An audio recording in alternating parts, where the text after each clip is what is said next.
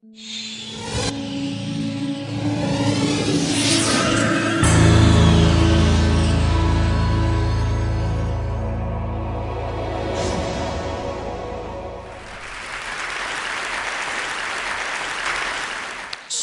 I was in hospital for a long time, and a few years after I left, I went back, and the chairman of the burn department was very excited to see me. He said, "Dan, I have a fantastic new treatment for you." I was very excited. I walked with him to his office, and he explained to me that when I shave, I have little black dots on the left side of my face where the hair is, but on the right side of my face, I was badly burned, so I have no hair, and this creates lack of symmetry.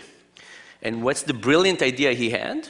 He was going to tattoo little black dots on the right side of my face and make me look very symmetric. Sounded interesting. He asked me to go and shave. Let me tell you, this was a strange way to shave because I thought about it and I realized that the way I was shaving then would be the way I would shave for the rest of my life because I had to keep the width the same. When I got back to his office, I wasn't really sure. I said, "Can I see some evidence for this?" So he showed me some pictures of little cheeks with little black dots, not very informative. I said, "You know, what happened when I grow older and my hair becomes white? What would happen then?" "Oh, don't worry about it." He said, "We have laser, we can whiten it out." But I was still concerned, so I said, "You know what? I'm not going to do it." And then came one of the biggest guilt trips of my life. This is coming from a Jewish guy, right? So that means a lot. And he said, "Dan, what's wrong with you? Do you enjoy looking non-symmetric? Do you have some kind of perverted pleasure from this? Do women feel pity for you and have sex with you more frequently?" None of those happened. And this was kind of very surprising to me because I've gone through many treatments. There were many treatments I decided not to do, and I never got this guilt trip to this extent.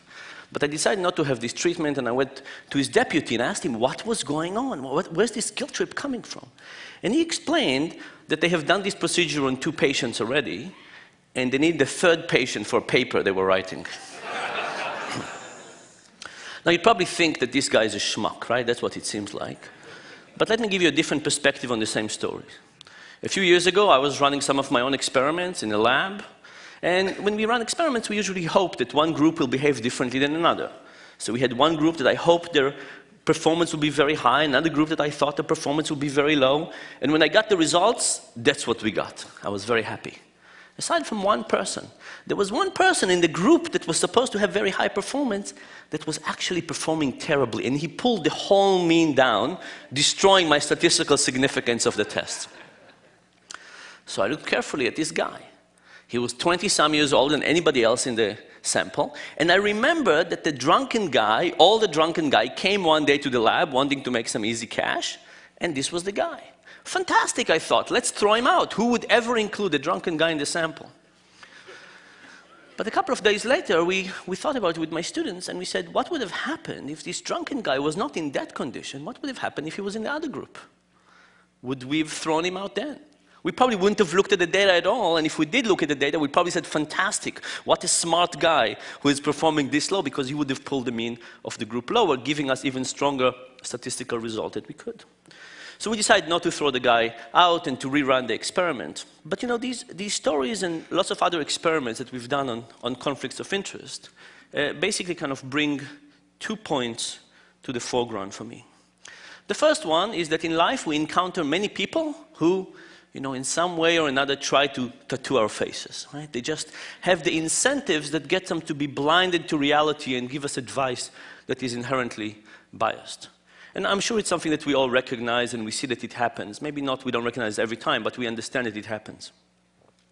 The most difficult thing, of course, is to recognize that sometimes we too are blinded by our own incentives. And that's a much, much more difficult lesson to take into account because we don't see how conflicts of interest work on us.